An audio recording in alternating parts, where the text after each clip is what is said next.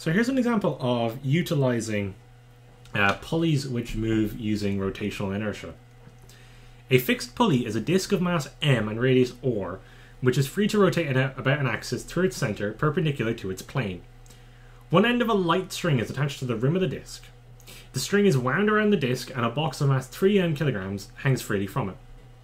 Find the linear acceleration of the box.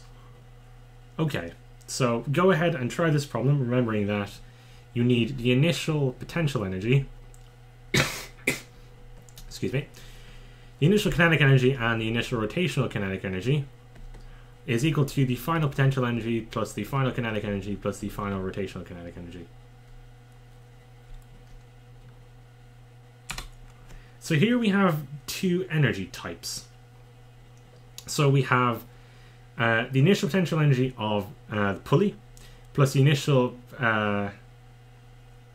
kinetic energy, don't know why the G is there, and the initial rotational kinetic energy equals the final potential energy plus the final kinetic energy plus the final rotational energy.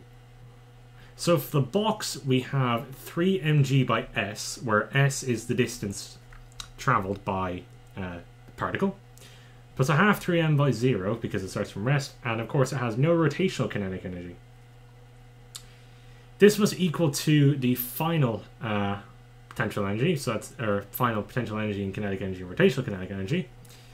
So that's mg by 0 plus a half 3m by v squared, so we don't know what the velocity is, plus a half of a half m or squared omega squared, which is the moment of inertia of the circular disk.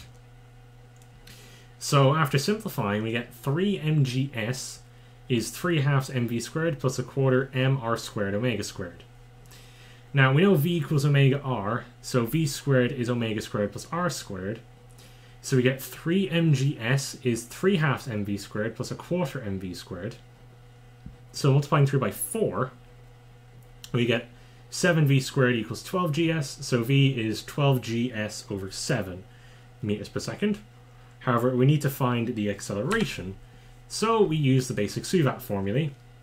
So v squared equals v squared plus 2as, and then we get the acceleration as 6g over 7 meters per second squared.